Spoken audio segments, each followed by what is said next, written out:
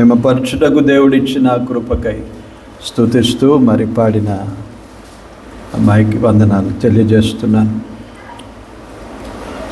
కొన్ని నిమిషాలు మనము దేవుని వాక్యాన్ని ధ్యానించుకుందాం.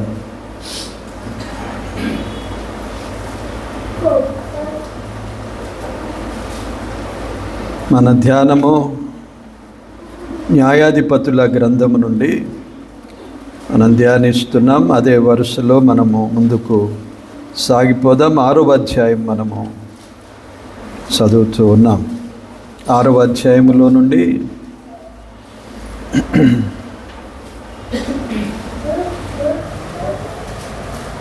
11వ వచనం నుండి 15వ వచనం వరకు చదువుతాను.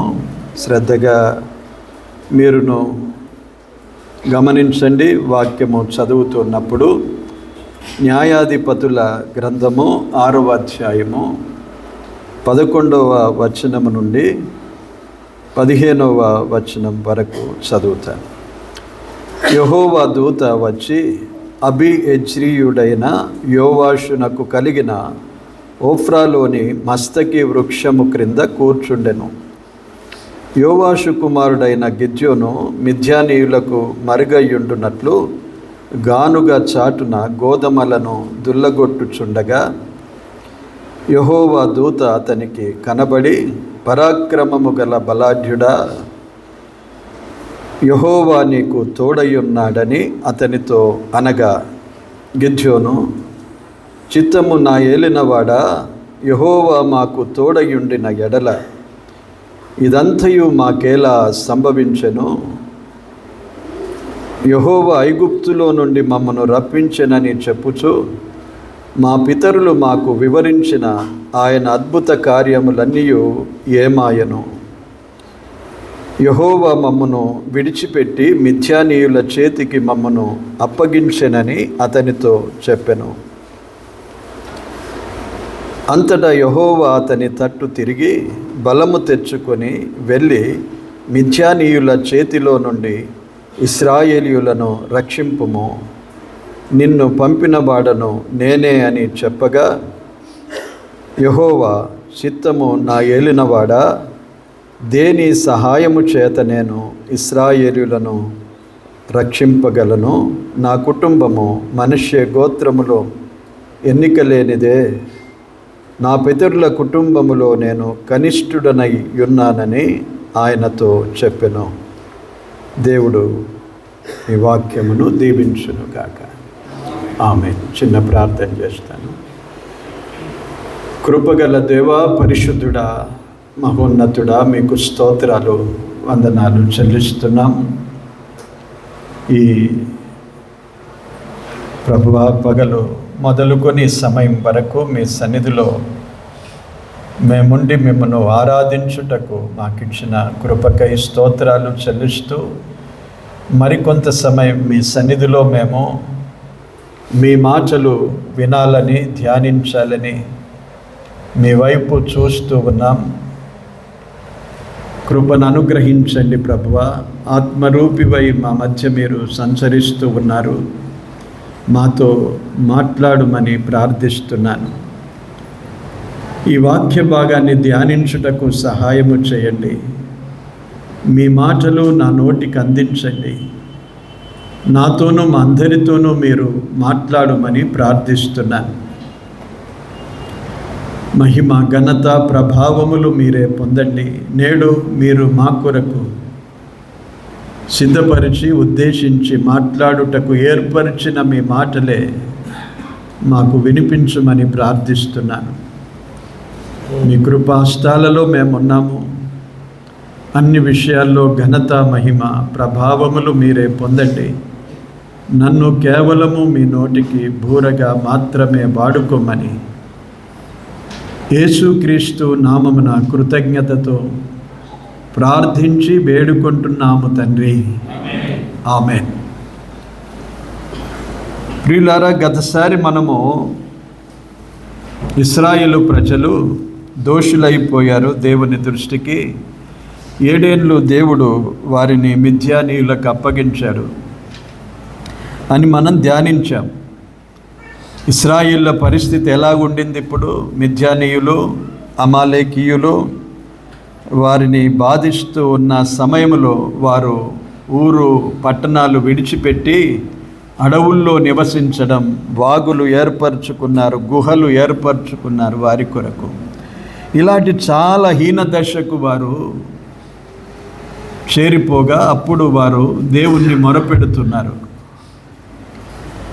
మొరపెచ్చిరి అని 6వ వచనం వరకు మనము ధ్యానించుకున్నాం. ఈ మొరను దేవుడు ఆలకించాడు. దేవుడు కృపగలవాడు. నిజముగా ఆయనకు మొరపెట్టు వారికి ఆయన చాలా సమీపంగా ఉంటాడు అని కీర్తనల గ్రంథములో మనము చూస్తాం. నీతిమంతులు మొరపెట్టగా ఆయన చెవియొగ్గి ఆలకిస్తాడట. చూసారా ఎంత గొప్ప దేవుడు. మనము దేవుణ్ణి ప్రార్థించడానికి ఎంతో ఆలోచన చేస్తాం. ఎలా ప్రార్థించాలి, ఎప్పుడు ప్రార్థన చేయాలి, ఎందుకు ప్రార్థన చేయాలి అనేది మనం ఎన్నో ఆలోచనలతో ప్రార్థన చేస్తాం. కానీ ప్రభువు ఎప్పుడు సమీపంగానే ఉంటానన్నాడు. ఎప్పుడంటే అప్పుడు ప్రార్థన చేయొచ్చు మనం. ఆయన సమీపించి ఆలకిస్తాడు. ఈ ప్రజలు ఎంత దూరం అయిపోయినా, వారు దేవుని దృష్టికి దోషులైపోయినా మరొక అనుకూలత దేవుడు వారికి ఇచ్చాడు. మరొక సమయం వారికి ఇచ్చాడు. వారు మళ్ళీ దేవుని సన్నిధికి రావడానికి, ప్రార్థించడానికి, తమ స్థితిని ఒప్పుకోవడానికి దేవుడు సమయం ఇవ్వగా వారు మొరపెట్టారు. ఈరోజు కూడా దేవుడు మనకు చాలా సమయం ఉంచాడు. దేవుని కృప మనలను ఆవరించి ఉన్నది. మనం ఏ స్థితిలో ఉన్నా ఆ స్థితిని మార్చుకోవడానికి దేవుడు మనకు అనుకూలతనిస్తాడు, మనలను హెచ్చరిస్తాడు, మనతో మాట్లాడతాడు, ప్రేమ చూపుతాడు, సమయం ఇస్తాడు. సమయం ఉండగానే మనము దేవుని సన్నిధిలో మొరపెట్టేది నేర్చుకోవాలి. వీరు మొరపెట్టారు గనుక దేవుడు వారి మొరను ఆలకించాడు. ఒక ప్రవక్తను పంపాడు వారి కొరకు. ఆ ప్రవక్త వెళ్ళి వారితో మాట్లాడాడు. దేవుడు ఎలాగూ ఐగుప్తులో నుండి వారిని విడిపించాడో, ఈ అమోరీయుల దేశానికి ఎలా నడిపించాడో క్లుప్తముగా ఆ ప్రవక్త వారికి వివరించి చెప్పాడు. ఈ దేవతలకు మీరు భయపడొద్దని నేను ముందే చెప్పాను కదా అని దేవుడు వారితో మాట్లాడాడు. వారు మాట వినలేదు అని వారికి జ్ఞాపకం చేశాడు.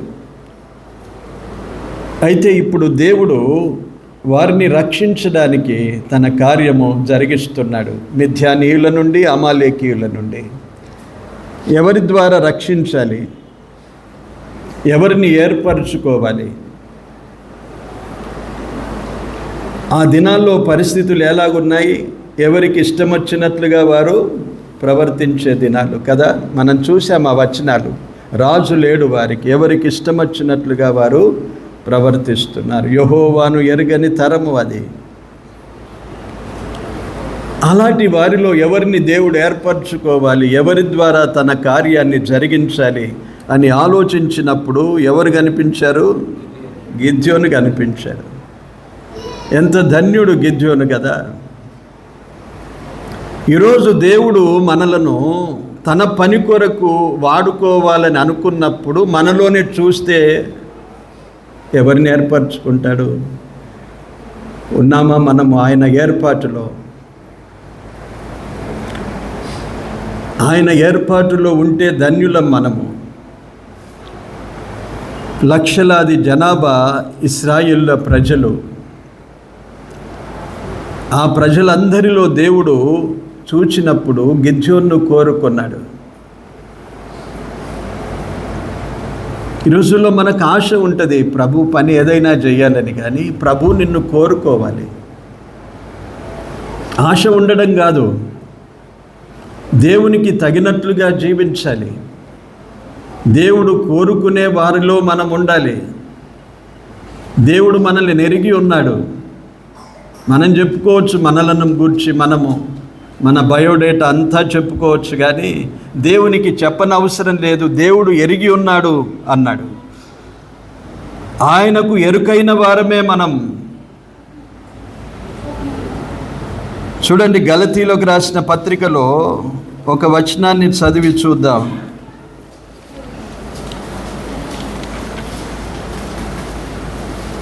4వ అధ్యాయము 9వ వచనం.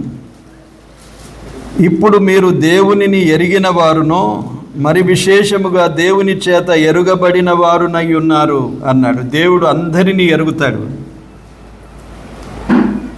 ఒక్కొక్కరిని దేవుడు పేరు పేరున ఎరుగుతాడండి. యెషయా గ్రంథంలో రాశాడు, 43వ అధ్యాయములు అనుకుంటాను, భయపడకుము, పేరు పెట్టి నిన్ను పిలిచి ఉన్నాను, నీవు నా సొత్తు అన్నాడు కదా. పేర్లు కూడా తెలుసు మన దేవునికి. మనం ఇక్కడ పెట్టుకున్న పేర్లన్నీ దేవుడు పేరుతో ఎరుగుతాడు. కొరింథీయులకు రాసిన మొదటి పత్రిక 8వ అధ్యాయం చూద్దాం. మొదటి పత్రిక 8వ అధ్యాయము 3వ వచనము. ఒకడు దేవుణ్ణి ప్రేమించిన ఎడల అతడు దేవునికి ఎరుకైన వాడే అన్నాడు. ఒకడు దేవుణ్ణి నేను ప్రేమిస్తున్నాను అనుకుంటే దేవుడు ఎరిగిన వాడే. మనం చెప్పుకొని అవసరం లేదు, నేను దేవుణ్ణి ప్రేమిస్తున్నాను, దేవునికి ఎరుకైన వాడు అన్నాడు. నహూము గ్రంథములో చూడండి, మరొక వచనం మనకు, దేవుని ఎరుకలో మనం ఉన్నాము. దేవుడు అందరినీ ఎరిగిన వాడు. నహూము గ్రంథములో మీకా గ్రంథము తర్వాత ఉంటుంది, 768వ నంబర్ పేజీలో 7వ వచనం చూద్దాం. చూడండి, ఆఖరి మాట, తన యందు నమ్మికయుంచు వారిని ఆయన ఎరుగును అన్నాడు. ఇక దేవునికి తన కొరకు ఏర్పరచుకొనడానికి ఎవరి రికమెండేషన్ అవసరం ఉండదేమో. కమెండేషన్ అంటారు, రికమెండేషన్ ఉండదు. ఎవరు సిఫారసు చేసి అప్పగించని అవసరం లేదు. దేవుడు అందరినీ ఎరిగినవాడు. ఈరోజు మనలను ఎరిగినవాడు, మన హృదయాలను ఎరిగినవాడు, మన క్రియలను ఎరిగినవాడు, మన పేర్లతో సహా ఎరిగినవాడు. మన బయోడేటా అంతా దేవునికి తెలుసు. మనం ప్రత్యేకంగా చెప్పుకున్న అవసరం లేదు. బయోడేటాలో ఉన్నట్లు ఇస్తామా, కొంత ఎక్కువగా రాస్తారు కదా, అలాగూ ఎక్కువగా చెప్పుకునే అవసరత కూడా ఉండదు. దేవుడు అందరినీ ఎరిగినవాడు. దేవుడు తన పని కొరకు ఈరోజు మనలో ఎవరినైనా కావాలని అనుకున్నప్పుడు ఆయన కోరుకున్న వారిలో మనం ఉంటామా అనేది ప్రశ్నించుకోవాలి. దేవుడు కోరుకుంటే ఎంత గొప్ప ధన్యత చెప్పండి. అంతకంటే గొప్ప భాగ్యము ఏమీ లేదు. దేవుడు కోరుకోవడం, మనము దేవుని కొరకు పని చేయాలని కోరుకోవడం ఒకటైతే, దేవుడే మనలను కోరుకోవడం అది గొప్ప సంగతి. మనలో కోరికలు ఉన్నాయి కానీ దేవుడు మనలను కోరుకోవాలి, ఆ జీవితం ఉండాలి. గిద్యోనును ఎందుకు కోరుకున్నాడు, గిద్యోనును ఎందుకు కోరుకున్నాడు అనే విషయాన్ని మనం ఈరోజు ఆలోచన చేద్దాం. తానేమంటున్నాడు చూడండి, తన వంశమేమి గొప్ప వంశమేమి కాదు. తన వంశాన్ని గూర్చి ఏం చెప్పుకున్నాడు? 15వ వచనములో, నా కుటుంబము మనిషే గోత్రములో ఎన్నిక లేనిదే అన్నాడు. నా పితరుల కుటుంబములో నేను కనిష్ఠుడనై ఉన్నాను అన్నాడు. ఆయన గోత్రం ఏలాది? మనష్షే గోత్రము. తెలుసు కదా మనష్షే గోత్రము ఏ గోత్రములో? యోసేపు కుమారులు మనష్షే, ఎఫ్రాయిములు. కనుక మనష్షే గోత్రము ఎన్నిక లేనిది, అంత గొప్పగా ఎన్నికలో ఉన్న గోత్రమేమి కాదు అది. తర్వాత ఆ గోత్రములో కూడా కనిష్ఠుడు, ఆఖరివాడు ఈయన గిద్యోను. గొప్ప వంశస్థుడేమి కాదు.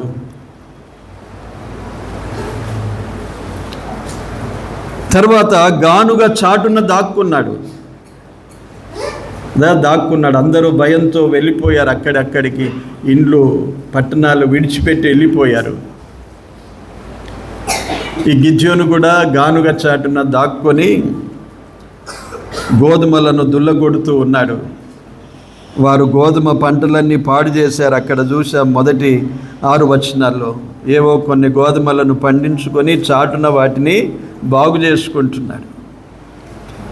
అలాంటి స్థితిలో దేవుడు పిలుచుకున్నాడు, దాక్కున్నాడు.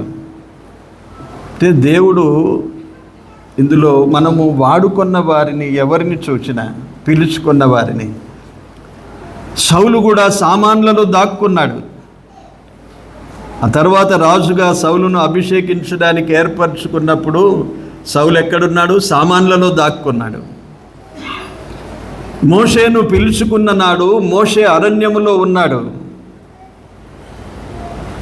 అక్కడ నుండి రమ్మని కోరినప్పుడు నా చేత కాదని మరొకరిని నీవు ఏర్పరచుకోమని తగ్గించుకున్నాడు.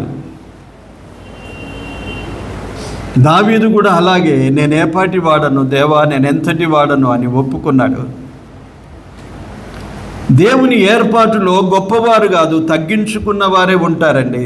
దేవుని ఏర్పాటులో తగ్గించుకున్న వారు ఉంటారు. అది జ్ఞాపకం ఉంచుకోండి. అతిశయించడానికి ఏ కారణాలు పనికిరావు. మనకు మన ఐశ్వర్యము, మన ఘనత, మన విద్య, మన హోదా, ఇవేవి పనికిరావు. కానీ దేవుని సన్నిధిలో తగ్గించుకోవడం అనేది చాలా అవసరం. తగ్గించుకోవాలి. తను తాను తగ్గించుకున్నవాడు హెచ్చించబడును అన్నాడు. హెచ్చించడానికి ఏంటి? దేవుడు హెచ్చించడానికి ఏం కావాలి? తగ్గించుకునే స్వభావం కావాలి. ఇది విశ్వాస జీవితంలో ఉండవలసింది. నేర్చుకోవాలి తగ్గించుకోవడం. ఒకడు హెచ్చించుకున్నాడా, పర్వాలేదు హెచ్చించుకొని అని విడిచిపెట్టాలి. నీ మట్టుకు నీవు తగ్గించుకోవాలి. వానికంటే నేను తక్కువనా అని నీవు 10 మెట్లు ఎక్కితే నిన్ను అక్కడి నుండి దించేస్తాడు. మనం చాలాసార్లు అట్లనే చేస్తాం. నేనేం తక్కువనా అంటాము ఎదుటి వారితో కదా. పోన్లే ఏదో మాట్లాడుతున్నాడు, తగ్గించుకుందాంలే. ఇది ప్రతి ఒక్కరూ ఒకవేళ ఆలోచన చేస్తే ఎంత మేలు కదా, ఎంత బాగుంటుంది. అందుకే అపోస్తలుడైన పౌలు రాసిన పత్రికల్లో ఒకనికి ఒకడు దాసుడుగా ఉండుడి అని రాశాడు. దాసుని స్వభావం ఏంటి? తగ్గించుకోవడం. ఎదుటివాడు తగ్గించుకోవాలి, మనం తగ్గించుకోవాలి. అప్పుడు ప్రేమ కొనసాగుతుంది. ఇలాగూ దేవుని ఏర్పాటులో ఉన్న వారందరినీ మనము చూచినట్లయితే వారు తగ్గించుకున్నారు. అవును ప్రభువా, నేను వానికంటే గొప్ప అని ఎవడు ముందుకు రాలేదు. దేవుడు ఏర్పరచుకున్న వారందరినీ గమనించండి. పరిశుద్ధ గ్రంథములో తగ్గించుకున్న వారిని దేవుడు ఏర్పరచుకున్నాడు. గిద్యోనులో ఆ తగ్గింపును దేవుడు చూశాడు. బలాఢ్యుడు, పరాక్రమము గల బలాఢ్యుడే. పైగా ఇంకా కారణాలు చూద్దాం. చూడండి, ఆ దినాల్లో యెహోవాను ఎరగని తరం ఒకటి ఉండెను అని చూశాం కదా. ఆ తరములో యెహోవాను గూర్చి తెలుసుకున్నవాడు ఏమన్నాడు చూడండి, 13వ వచనంలో, యెహోవా మాకు తోడయుండిన ఎడల అన్నాడు. యెహోవా ఐగుప్తులో నుండి మమ్మను రప్పించెనని చెప్పుచు మా పితరులు మాకు వివరించిన ఆయన అద్భుత కార్యములన్నీ ఏమాయను. పితరులు వివరించి చెప్పినప్పుడు ఈయన అంగీకరించాడు, తెలుసుకున్నాడు. మంచి యవనస్తుడు గిద్యోను. యవనస్తులందా యెహోవాను ఎరగని తరం వలె వారు జీవిస్తూ విగ్రహారాధన ఇష్టమొచ్చినట్లుగా జీవిస్తుంటే, గిద్యోను మాత్రము దేవుడు వివరించిన వాటన్నిటిని జ్ఞాపకం చేసుకుంటూ, ఇలాగుంటే దేవుడు మమ్మను రప్పించాడు, దేవుడు మమ్మను ఈ దేశంలో నివసింపజేస్తున్నాడు, ఐగుప్తులో నుండి మమ్మను రప్పించిన విధానాన్ని జ్ఞాపకం చేసుకున్నప్పుడు అతనికి ఆశ్చర్యం, ఒక ప్రశ్న లోపలవుతున్నది. ఎందుకు మరి ఇలాగూ మిథ్యానీయులకు దేవుడు మమ్మల్ని అప్పగించాడు? మిథ్యానీయులు ఎందుకు మాకు ఇలాగూ మమ్మను బాధిస్తున్నారు, అమాలేకీయులు అనే ఆలోచన ధ్యానంలో ఉన్నాడు. ఆ దేవుణ్ణి గూర్చిన ధ్యానం కలిగిన వాడు, అయ్యో మాకెందుకు ఈ పరిస్థితి వచ్చేసింది, మా పితరులైతే మాకు చెప్పారు, ఐగుప్తులో నుండి అద్భుతంగా దేవుడు నడిపించాడు, దేవుడు తోడుగా ఉండి రాత్రి అగ్నిస్తంభములో దినములో మేఘస్తంభములో వచ్చి మమ్మలను నడిపించినవాడు, అమోరీయులను వెళ్ళగొట్టి ఇక్కడ మమ్మను నివసింపజేసిన వాడు, ఈరోజు మాకు ఎందుకు ఇలాగైంది అని ప్రశ్నిస్తున్నాడు, ప్రశ్నించుకుంటున్నాడు, పరిస్థితులను అవగాహన చేసుకుంటున్నాడు. ఎందుకైంది, ఎందుకు జరిగింది, జవాబు రావడం లేదు. ఆయనకు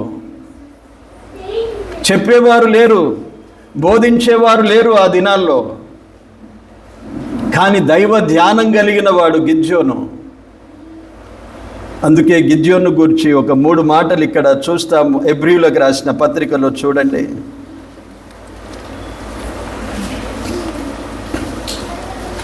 హెబ్రీయులకు రాసిన పత్రిక 11వ అధ్యాయం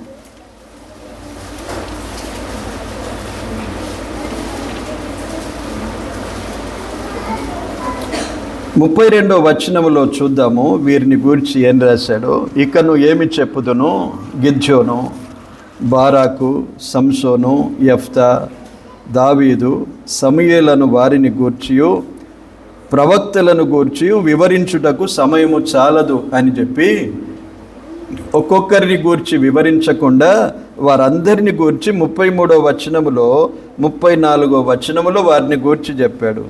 ఏమన్నాడు? వారు విశ్వాసము ద్వారా రాజ్యములను జయించిరి, నీతి కార్యములను జరిగించిరి, వాగ్దానములను పొందిరి. ఈ 3 మాటలు మనం చూస్తున్నాం. విశ్వాసము ద్వారా వారు రాజ్యములను జయించారు. వీరికి ఏమున్నది? విశ్వాసం ఉన్నది. విశ్వాసము. గిద్యోను విశ్వాసం కలిగిన వాడు. దేవుని గురించిన ఆలోచన, దేవుడు వారి పట్ల జరిగిస్తున్న ఆ కార్యాలన్నీ తలపోయిచున్నప్పుడు ప్రస్తుతము జరుగుచున్న వాటిని గురించి ఆలోచిస్తే చాలా వేరుగా ఉన్నాయి. కారణాలేంటో వెతుకుతూ దేవుని అందు విశ్వాసముతో బ్రతుకుచున్నవాడు, దేవుని అందు భయము భక్తి కలిగిన వాడు, పరాక్రమము గల బలాఢ్యుడే గాని గానుగ వెనుక దాక్కున్నాడు. దేవుని కార్యములను గూర్చిన ఆలోచన కలిగిన వాడు. విశ్వాసము ద్వారా ఎలా విశ్వాసం వచ్చి ఉండొచ్చు? విన్నాడు కదా, పితరులు చెప్పింది విన్నాడు. వినుట ద్వారా విశ్వాసము కలుగును అని రాశాడు. ఈరోజు మనం కూడా మన విశ్వాసాన్ని ఎలా బలపరుచుకోవాలంటే వింటూ ఉండాలి. రోమీలకు రాసిన పత్రిక 10వ అధ్యాయం 17వ వచనములో వినుట వలన విశ్వాసము కలుగును అన్నాడు. ఏవో వింటే కాదు, వినుట క్రీస్తును గూర్చిన మాట కావాలి. యేసు ప్రభువును గూర్చి వింటేనే విశ్వాసం వస్తుంది. ఈ కథలు కానీ వేరే ఉపమానాలు కానీ ఇవన్నీ విన్నా ఆ విశ్వాసం రాదు. ప్రభువును గూర్చి వినాలి. అందుకే అపోస్తలుడైన పౌలు ఎక్కడ బోధించినా సిలువ వేయబడిన యేసుక్రీస్తును మాత్రమే నేను మీ మధ్య బోధించి తిని అన్నాడు. మన విశ్వాసము బలపడాలంటే మనం కూడా యేసు ప్రభువును గూర్చి తెలుసుకోవడానికి ఆసక్తి కలిగి ఉండాలి. బోధకులు అనేకులు ఉన్నారు, అనేక విధాలుగా బోధించేవారు ఉన్నారు. క్రీస్తు యేసును గూర్చి బోధించే వారి బోధలు మనము లక్ష్య పెట్టాలి. యేసు ప్రభువును గురించి బోధించేవారు. అప్పుడే మన విశ్వాసం బలపడుతుంది. నీతి కార్యములను జరిగించిరి అని రాశాడు. నీతి కార్యములను జరిగించేవారు, నీతిమంతులుగా జీవించిన వారు. కనుక గిద్యోను యొక్క జీవితం ఎలాగున్నదో మనకు కనబడుతుంది ఇక్కడ. తగ్గించుకునేవాడు. మొదట దేవుని ఎరుకలో ఎవరుంటారంటే ఆయనను ప్రేమించేవారు,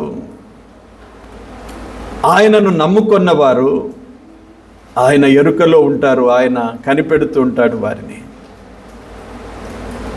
ఇన్ని గోత్రాల ప్రజలందరిలో చూడగా గిద్యోను మీద దేవుని మనసు పడింది.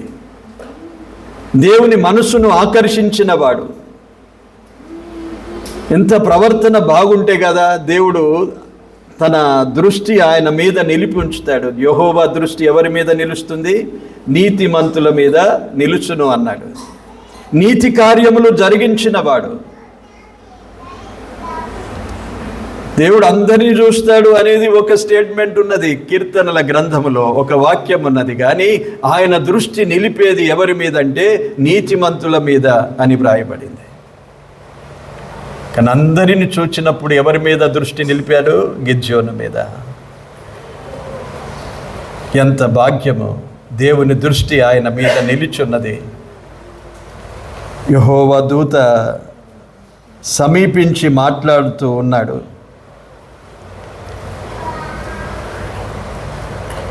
కనుక గిద్యోను జీవితాన్ని మనం ఆలోచించినప్పుడు పరాక్రమము గల బలాఢ్యుడా అన్నాడు. ఈ మాట మనకు క్రొత్త నిబంధనలో కూడా దేవుడు ఒక చోట అన్నాడు, మీరు బలవంతులు అన్నాడు. ఎవరు వారు బలవంతులు? జ్ఞాపకం ముందు ఎవరికైనా? యోహాను రాసిన మొదటి పత్రిక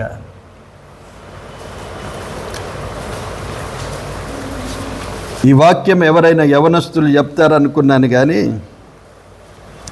2వ అధ్యాయము 14వ వచనం చూడండి. ఆఖరి భాగము, యవనస్తులారా మీరు బలవంతులు అన్నాడు. ఎవరిని అన్నాడు? యవనస్తులను. ఎవరు యవనస్తులు అంటే ఇప్పుడు కనిపించే మేమే అనుకోకండి. యవనస్తులారా బలవంతులంటే, కానీ ఇక్కడ తర్వాత రాశాడు చూడండి, ఎవరు బలవంతులు? దేవుని వాక్యము మీ యందు నిలుచుచున్నది అన్నాడు. ఎవరి యందు దేవుని వాక్యము నిలుచుచున్నదో వారే బలవంతులండి.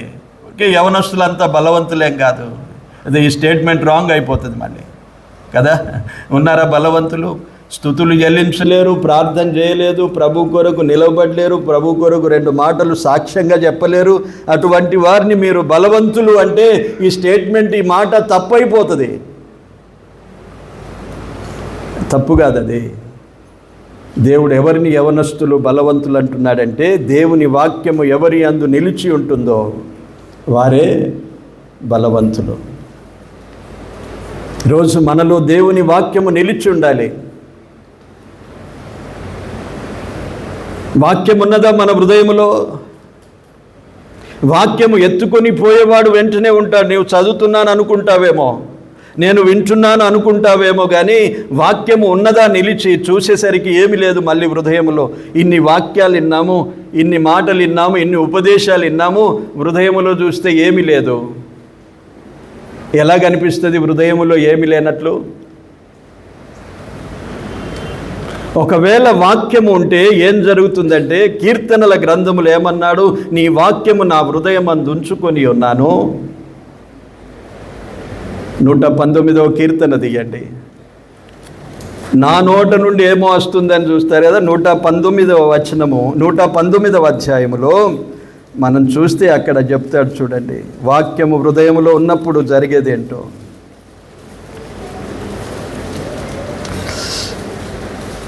11వ వచనం, నీ ఎదుట నేను పాపము చేయకుండునట్లు నా హృదయములో నీ వాక్యము ఉంచుకొని ఉన్నాను అన్నాడు.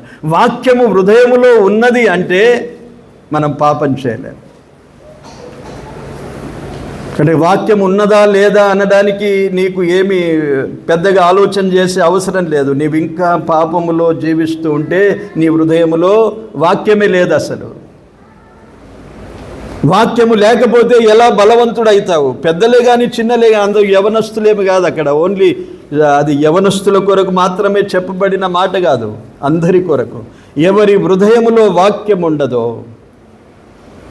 వారు బలహీనులే. వాక్యం ఉన్నదని ఎలా తెలుస్తుందంటే పాపము చేయలేము. యోహాను రాసిన పత్రికలో చూడండి, ఎవరు పాపము చేయజాలరు అన్నాడు. మొదటి పత్రిక 3వ అధ్యాయం 6వ వచనం, ఆయన యందు నిలిచియుండు వాడెవడునో పాపము చేయడు అన్నాడు. ఎవరు పాపం చేయలేరు? దేవుని వాక్యము ఎవరి హృదయములో ఉంటుందో వారు దేవుని యందు ఎవరు నిలిచి ఉంటారో వారు పాపము చేయలేరు. కానీ ఇవి రెండు ప్రమాణాలు మనకున్నాయి. ఇప్పుడు మనలను మనమే పరిశీలన చేసుకోవచ్చు. మనం ఓన్గా టెస్ట్ చేసుకుంటాం. బీపీ మషిన్ వచ్చేసింది, డాక్టర్ దగ్గరికి వెళ్ళే అవసరం మనకు లేదు. ఇప్పుడు బీపీ మషిన్ పెట్టుకుంటాం, ఏర్పాటవుతుంది. అలాగే షుగర్ కూడా ఇంట్లోనే చేసుకుంటాం, మషిన్ ఉన్నది కదా. ఇప్పుడు మనం పరిశీలన చేసుకోవడానికి పాస్టరో కానీ మరొకరు కానీ చెప్పని అవసరం లేదు. ఇప్పుడు నీకు నీవే తెలుసుకోవచ్చు. నీవు పాపములో ఉన్నావా? పాపం ఇంకా నిన్ను ఏలుతుందా? నీలో వాక్యము లేదు. నీవు దేవుని యందు నిలిచి లేవు. ఇక నేను ప్రభువునందు ఉన్నానని నువ్వెంత చెప్పుకున్నా అది చూపిస్తూ ఉన్నది వాక్యము. నిన్ను టెస్ట్ చేసే వాక్యమే ఉన్నది ఇక్కడ. నీలో పాపము కనిపించినప్పుడు నిశ్చయముగా దేవుని వాక్యము మనలో లేదు. కనుక ప్రియులారా, జాగ్రత్తగా ఉండాలి మనము. ఇక్కడ అన్నాడు, పాపం చేసిన వాడు ఎప్పుడు ఆయనను చూడలేడు. యోహాను రాసిన పత్రికలో చూడండి, అదే పత్రికలో ఇంకా కిందికి అయితే, పాపము చేయువాడెవడును ఆయనను చూడను లేదు, ఎరుగను లేదు. ఆయనను చూడలేదు, ఆయనను ఎరగలేదు. ఎంత భయంకరమైన పరిస్థితిలో మనం ఉంటున్నామో ఆలోచన చేసుకోవడానికి దేవుని వాక్యము సూటిగా మనతో మాట్లాడుతున్నప్పుడు మనలను మనమే పరిశీలన చేసుకోవాలి. మరొకరు చేయడానికి అవకాశమే లేదండి. మరొకరు చేయడానికి దేవుడు అప్పగించలేదు కూడా. దేవుని వాక్యమే మనలను పరీక్షిస్తూ ఉంటుంది. అందుకే విశ్వాసము కూడా ఏమన్నాడు? కొరింథీయులకు రాసిన 2వ పత్రిక 13వ అధ్యాయములో, మీకు మీరే పరీక్షించుకొనుడి అన్నాడు. పరీక్షించుకోవాలి. అందుకే చాలామంది బలహీనమైపోతాము. దేవుని వాక్యము మనలో ఉండాలి. యవనస్తులారా, మీరు బలవంతులు అన్నాడు. దేవుని వాక్యము మీ యందు నివసించుచున్నది. పరాక్రమము గల బలాఢ్యుడు, దేవుని వాక్యముతో నింపబడిన వాడు వాస్తవంగా శరీరరీతిగా బలం కాదు ఆయనలో ఉన్నది. శరీరరీతిగా బలమైన వాడైతే గానుగ చాటున దాక్కుంటాడా? తర్వాత అదే అధ్యాయములో తర్వాత వచనాల్లో చూస్తే, వారికి భయపడి రాత్రి కాలమున దేవుడు చెప్పింది చేశాడు. అంటే భయం ఉన్నది. శరీరరీతిగా గిద్యోను చాలా బలవంతుడు అనుకోవడానికి వీలు లేకుండా భయపడేవాడే, గానుగ చాటున దాక్కున్నవాడే. కానీ దేవుని దృష్టిలో ఆయన బలం ఎందులో కనిపిస్తున్నదంటే, ఆయన విశ్వాసము కలిగిన వాడు. గిద్యోను హృదయములో వాక్యమున్నది, దేవుని మాటలున్నాయి. యెహోవా దేవుడు చేసిన కార్యాలు, పితరులు చెప్పినవి హృదయములో కలిగి ఉన్నాడు. కనుక ఆలోచనలో కనిపెడుతున్నాడు, దేవుడు మమ్మల్ని ఎప్పుడు విడుదల చేస్తాడో, ఈ స్థితి నుండి ఎప్పుడు బాగు చేస్తాడో.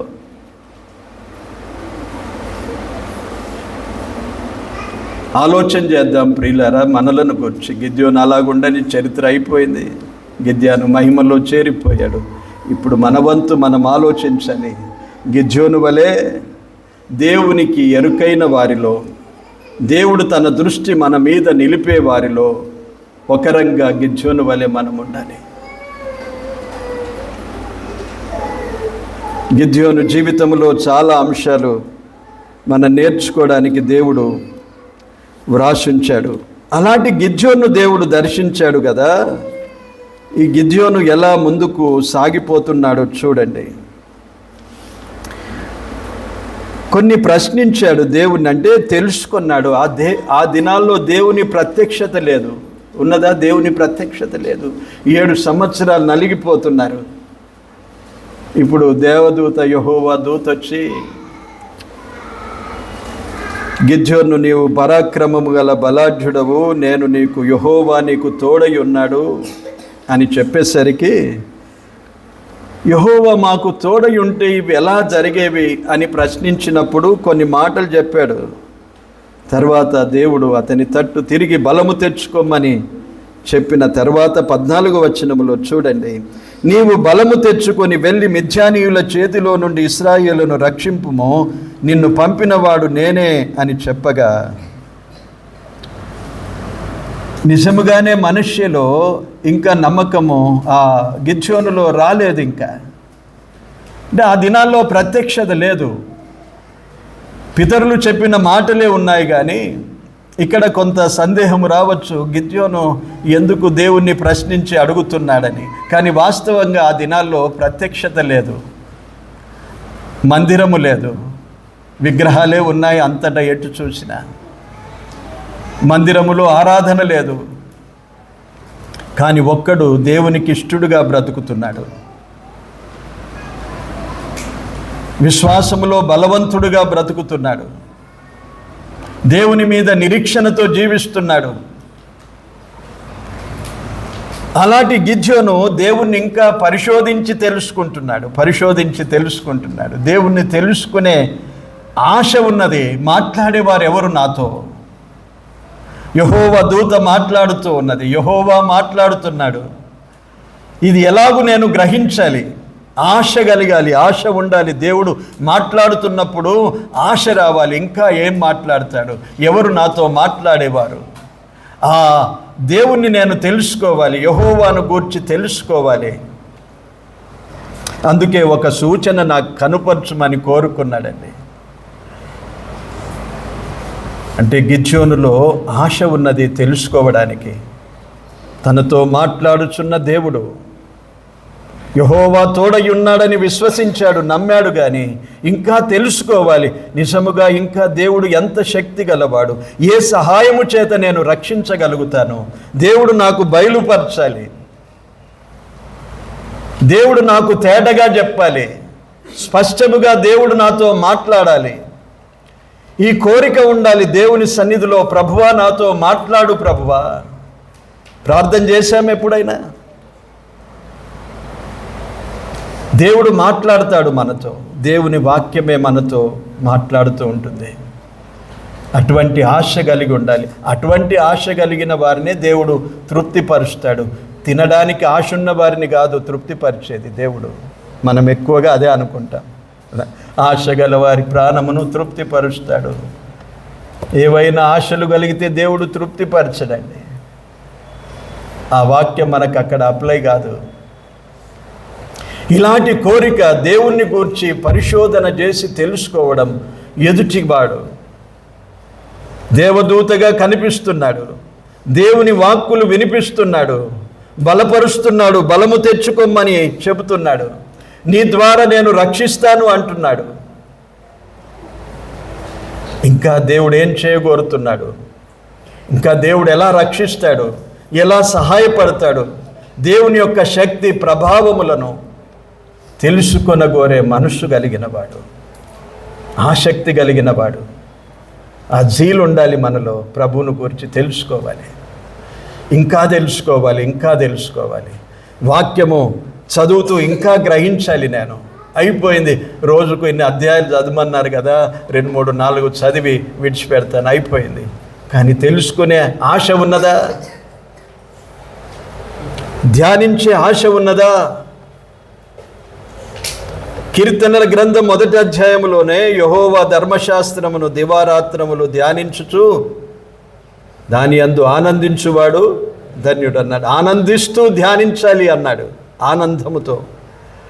వంతుకు ధ్యానించడం ఒక విషయం అయితే, ఆనందముతో ధ్యానించడం అది చాలా మనసును సంతృప్తి పరుస్తుంది. మనం చదువుతున్నప్పుడు ఎన్నో మనసుకు తెలియనివెన్నో వస్తూ ఉంటాయి. ఒక సమయం నిలిచి మనం ఆలోచన చేస్తే వెంటనే వెనుకనో ముందో దేవుడు ఒక మాటను మనకు అర్థం చేస్తాడు, ముందుకు నడిపిస్తాడు.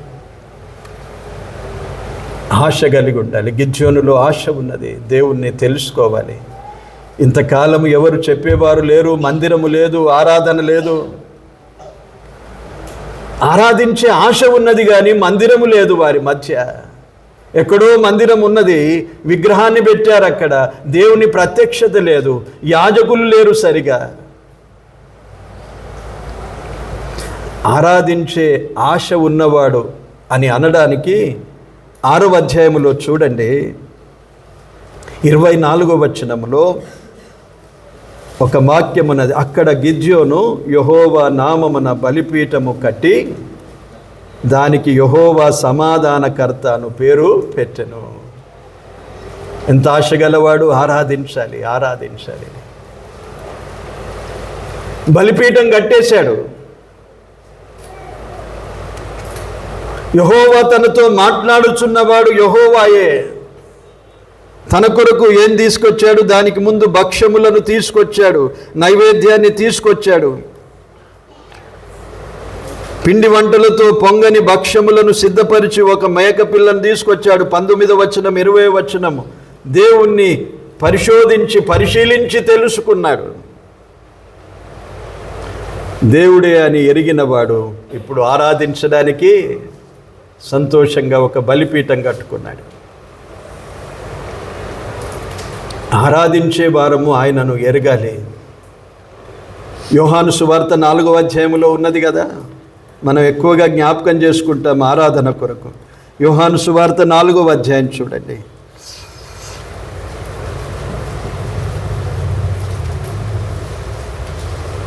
22వ వచనం. మీరు మీకు తెలియని దానిని ఆరాధించువారు, మేము మాకు తెలిసిన దానిని ఆరాధించువారము. ఆ ఆరాధనే యథార్థముగా ఆరాధించువారు ఆత్మతో సత్యముతో తండ్రిని ఆరాధించు కాలము వచ్చుచున్నది అన్నాడు. ఇట్టి ఆరాధనే తండ్రి కోరుచున్నాడు అని వ్రాయబడింది ఇక్కడ. ఆరాధించే వారము ఆయనను ఎరిగి ఆరాధించాలి. ఎలా ఆరాధిస్తున్నాం? ఏమి లేదు. స్తుతులు ఎప్పుడు వస్తాయి? ఎరిగినప్పుడే వస్తాయి, ధ్యానించినప్పుడే వస్తాయి. గబగబా ఎప్పుడో రొట్టె విరచడానికి రావడం, రొట్టె అయిపోగానే విరవంగానే వెళ్ళిపోవడం, ఇది ఆరాధన కాదు ప్రియులారా. తప్పు అది. ఏదో మనం అనుమతిస్తాం, దూరం నుండి వస్తారు, ప్రయాసపడి వస్తారు, కానీ వాస్తవంగా దేవుడు అంగీకరించే ఆరాధన కాదు. ఆరాధన కొరకు ఆసక్తి కలిగి ఉండాలి, దైవ ధ్యానం ఉండాలి, దేవుణ్ణి ఎరిగి ఉండాలి. ఆ దేవుని ఒక్క తలంపైన మన హృదయములో కలిగి ఆయనను ఆరాధిస్తే, ఆరాధనలో మనము ఆ స్తుతులు సమర్పిస్తే, ఆ స్తుతుల మీద దేవుడు ఆసీనుడై ఆనందిస్తాడు. మన ఆరాధనతో ఏమి వినకుండా, ఏమి చూడకుండా, ఏమి చేయకుండా మన ముందు రొట్టె రాగానే అందులో పాలు పొందడం, తీసుకోవడం చాలా ప్రమాదకరం. అది ఈ అవగాహన లేకుండా చాలామంది అందులో చేతి వేస్తారు. గిన్నె రాగానే దాన్ని తీసుకుంటారు. క్రమం ఉన్నది ప్రియులారా, ప్రతిదానికి క్రమం ఉన్నది. బల్ల అందించేటప్పుడు క్రమం ఉన్నది. నేను చెప్తాను, ఎన్నోసార్లు చెప్తాను. అయినా కొందరు అనుకుంటారు, కొందరు ఆయన పోనిలే అనుకుంటారు. నాకు పోనిలే అనడానికి నాకేం కాదు, దేవునికి పోనిలే అనలేం మనము.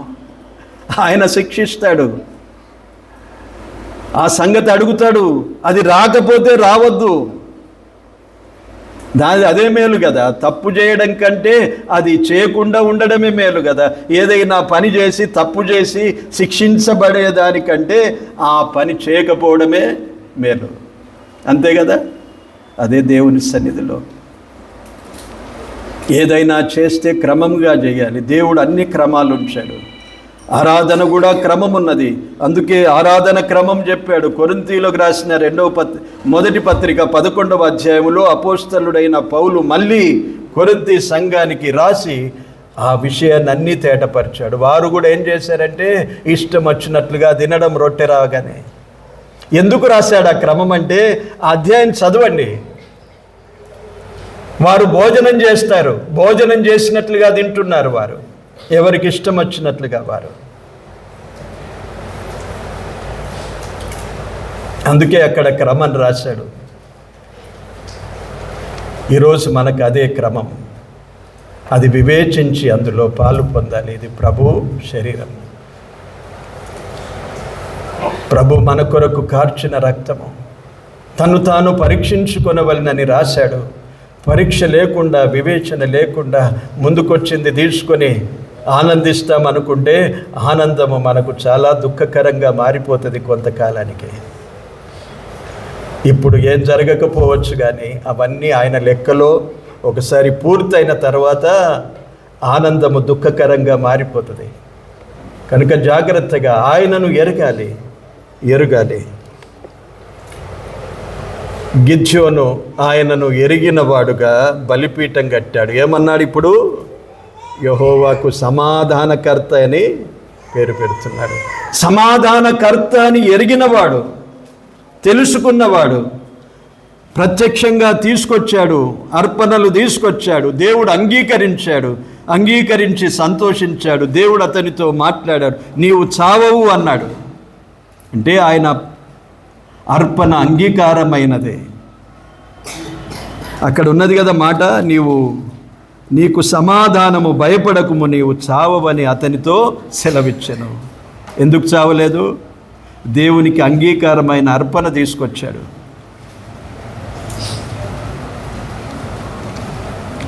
మన ఆరాధనలో ఒక మాట ఉన్నది, రోగులైరి తుదకు మరణించిరి. ఈ మాట అందరికీ తెలుసు కదా.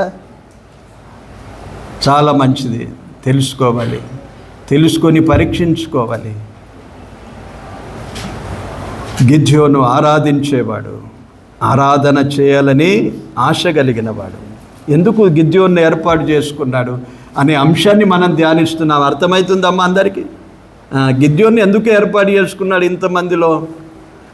మనలో దేవుడు ఎవరినన్నా కొన్ని ఏర్పాటు చేసుకుంటే, అరే మేము అందరం ఉండంగా దేవుడు వీడిని మాకంటే చిన్నోడు, ఈ మొన్న వచ్చినోడు ఒక సేవకుడు ఉండే, ప్రతి ఒక్కరిని అంటే వీడు మొన్న వచ్చినోడు, వీడితో పోరడు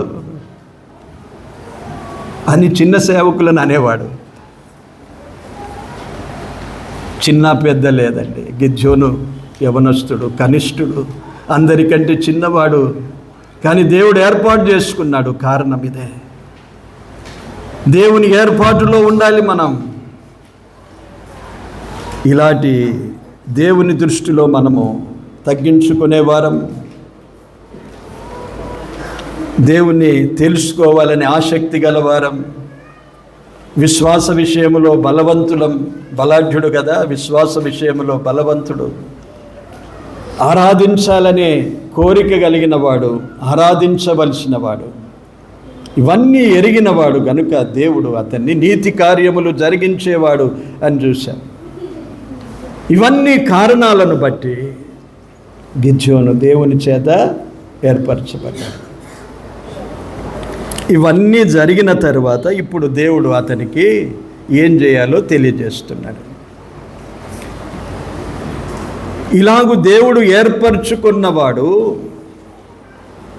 దేవుడు అతనికి బలమునిచ్చాడు. ఇక్కడ ఉన్నది కదా, బలము తెచ్చుకొమ్ము అన్నాడు. దేవుడు బలాన్ని ఇచ్చాడు. రెండవది 23వ వచనంలో చూడండి, నీకు సమాధానము అన్నాడు, సమాధానమునిచ్చాడు. మూడవది చూడండి 34వ వచనంలో, యెహోవా ఆత్మను అతనికిచ్చాడు. దేవుడు ఏర్పరచుకున్న వారికి దేవుడు తన బలాన్ని ఇస్తాడు. యెహోవా చేత బలము పొందిన వారు ధన్యులు అన్నాడు. యెహోవా తన ప్రజలకు బలమును అనుగ్రహించును. కీర్తనల గ్రంథం చూడండి. మనకు టైం ఉన్నది ఇంకా 10 నిమిషాలు. మన వెనుక వారు రారు ఈరోజు. 11వ వచనం 29వ కీర్తన, యెహోవా తన ప్రజలకు బలమును అనుగ్రహించును అన్నాడు. 84వ కీర్తన చూడండి, 5వ వచనం, నీ వలన బలము నొందు మనుషులు ధన్యులు అన్నాడు. దేవుడు బలాన్ని ఇస్తాడు. దేవుడు ఏర్పరచుకున్నాడా, నిన్ను బలపరుస్తాడు.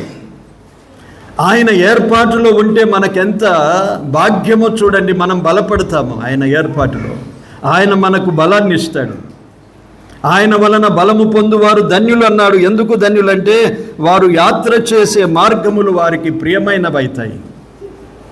యాత్రలో ఎన్ని కష్టాలు ఉంటాయి, ఎన్ని శ్రమలు ఉంటాయి తెలుసా? కానీ అవన్నీ ప్రియముగా కొనసాగిస్తారు. ఏం పర్వాలేదు అనుకుంటారు. ఎందుకంటే యెహోవా చేత బలము పొందిన వారు. మనకెన్నిసార్లు ఈ యాత్రలో వేసారిపోతాం మనం. అయ్యో ఎందుకా ఈ జీవితం అనిపిస్తుంది. చాలాసార్లు ఈ సమస్యలు, ఈ కష్టాలు ఎట్లా దాటి వెళ్ళాలి అనిపిస్తుంది.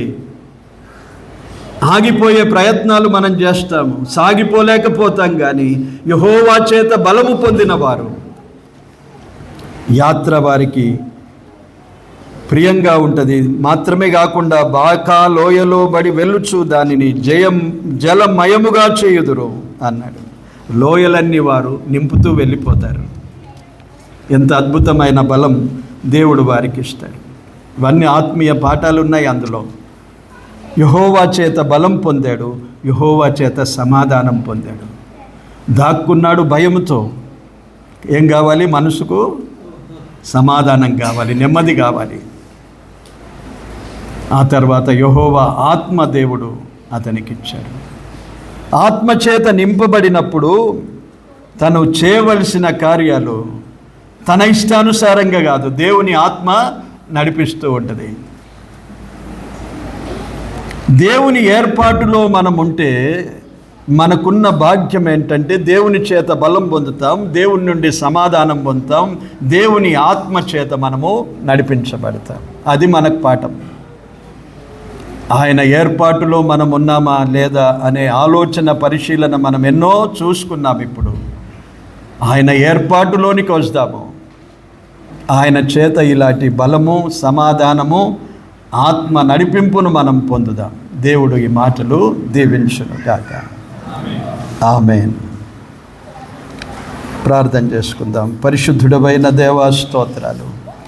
ఇంతవరకు మీ కృప చేతనే న్యాయాధిపతుల గ్రంథము 6వ అధ్యాయములో గిద్యోను ఏర్పాటు గూర్చి ఆలోచన చేశాం. ప్రభువా, ఈనాడు మమ్మను మీరు ఏర్పరచుకున్నారు. మీ ఏర్పాటులో మేమున్నాం. మమ్మను రక్షించారు, నిత్య జీవానికి వారసులనుగా చేశారు. ప్రభువా, ఇంకా భూమి మీద మమ్మను సజీవులుగా ఉంచారు. మీ కొరకు సాక్షులముగా జీవించవలసిన వారము, మీ పని చేయవలసిన వారము, మీ కొరకు మేము జీవించవలసిన వారము గనుక గిద్యోను వలె మీ ఏర్పాటులో మేముండుటకు కృపను అనుగ్రహించండి. బలము పొందినవాడు, సమాధానము పొందినవాడు, మీ ఆత్మను పొందినవాడు, ఇలాంటి భాగ్యము నేడు మాకును మీరు దయచేయమని ప్రార్థిస్తున్నాం. విన్నవారు ప్రభువా చక్కగా గ్రహించున్నట్లు మీ కృపను అనుగ్రహించండి. గ్రహించిన వాక్యము హృదయాల్లో ప్రభువా చక్కగా మిమ్మల్ని మహిమపరచున్నట్లుగా ఫలించున్నట్లు దీవించమని ప్రార్థిస్తున్నాం. అందరికీ మంచి ఆరోగ్యాలనివ్వండి, నెమ్మదినివ్వండి. ఇప్పుడు తిరిగి దూర ప్రయాణాలు చేసి వెళ్ళాలి ప్రభువా. తోడయుండి క్షేమంగా నడిపించండి, దీవెనలతో పంపండి. ఈ ప్రయాసము ప్రభువునందు వ్యర్థము కాదని సెలవిచ్చావు ప్రభువా. ప్రయాసపడి మీ సన్నిధికి వచ్చిన ఈ బిడ్డలందరినీ మీరు దీవించమని, ఆశీర్వదించి మీరు మహిమ పొందుమని, మరొకసారి మీ చిత్తమైతే తిరిగి కలిసి మిమ్మల్ని స్తుతించే భాగ్యము మాకిమ్మని యేసుక్రీస్తు నామమున కృతజ్ఞతతో ప్రార్థించి వేడుకుంటున్నాము తండ్రి. ఆమేన్. నీ ప్రేమ సందేశము నా హృదయ సీమలోనే సందడిని చేసెను. ఏనాడు నన్ను వీడని నీ ప్రేమ సందేశము నా హృదయ సీమలోనే సందడిని చేసెను. అనువనును బలపరచే నీ జీవపు వాక్యమే ప్రతి జనము దరిచేరి నన్నే తాకెను.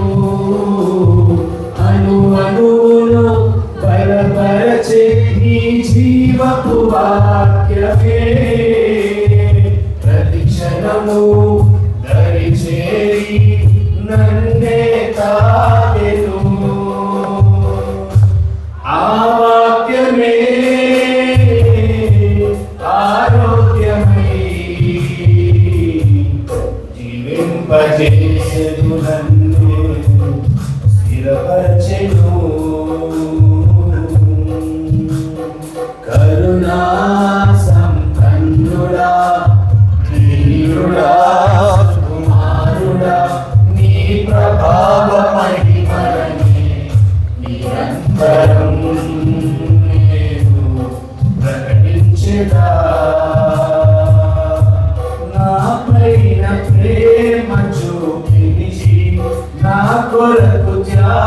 త్యాగమైతివే నా యేసయ్యా